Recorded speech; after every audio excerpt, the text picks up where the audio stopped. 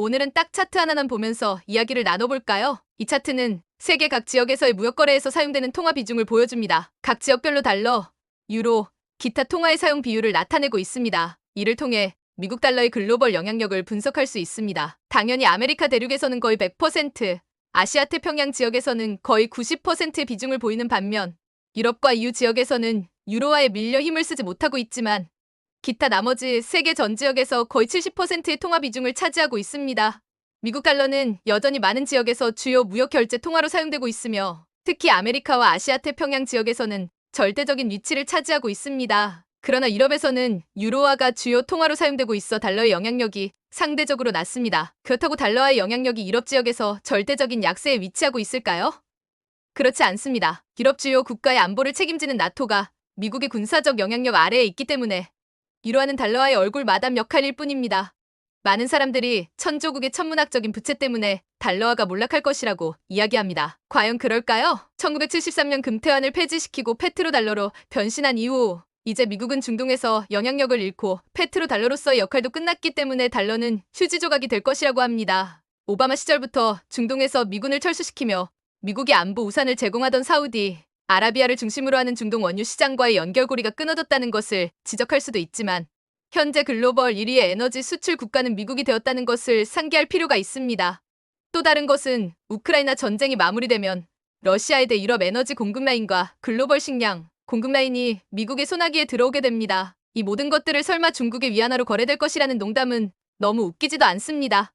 지금 각국의 경제 신용평가는 달러 표시 외환보유고를 기반으로 합니다. 이는 물론 외환보유고가 달러로만 이루어지지 않았다는 것을 의미하지만 달러 표시라는 말에 주목할 필요가 있습니다.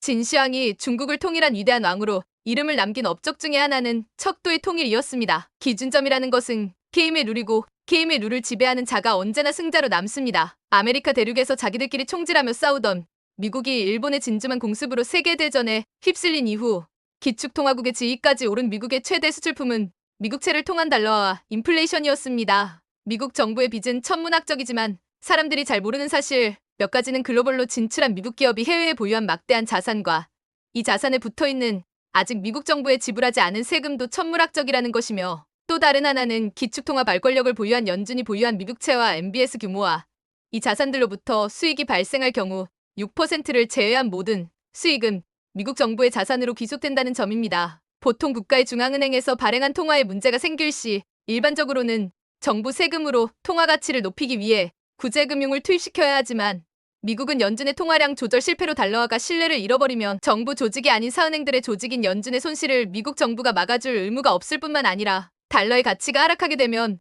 미국 정부로서도 그동안 발행한 국채의 가치가 하락하기 때문에 부채를 갚는 게 오히려 수월해집니다. 지금 미국은 온갖 첨단 산업을 자국으로 끌어들인 후 보호주의로 들어서려고 합니다. 전 세계 최대 소비국이 문을 닫아걸고 자국에서 생산하고 소비할 뿐만 아니라 첨단 산업에서 생산된 기술을 선별해서 수출하려고 하고 있습니다. 민주당이나 공화당이나 어디가 권력을 잡아도 가는 길을 같은 것이고 트럼프 2.0의 시대가 오면 더 뻔뻔하고 강력하게 실행될 뿐입니다. 일본, 중국, 독일, 영국, 프랑스, 전 세계 어떤 나라의 경제가 지금 좋아 보이나요? 감히 어떤 나라의 화폐와 경제가 지금과 앞으로의 미국과 경쟁할 수 있을까요? 트럼프의 시대가 온다고 한다면 대선 전 이번 8월 말부터 슬슬 시작해서 4분기 글로벌 경제가 나락으로 떨어질 가능성이 높으며 바이든이 연임을 하게 된다면 대선 이후 내년 초부터 경제 위기가 도래할 가능성이 높아 보입니다. 노세한 바이든으로는 이길 수 없을 것으로 보이는데 빠르게 미셸 오바마로 후보를 바꾸면 해볼만 하겠지만 아마도 트럼프 2.0의 시대가 오지 않을까 예상됩니다. 여러분의 현명한 의견을 댓글로 남겨주시기 바랍니다.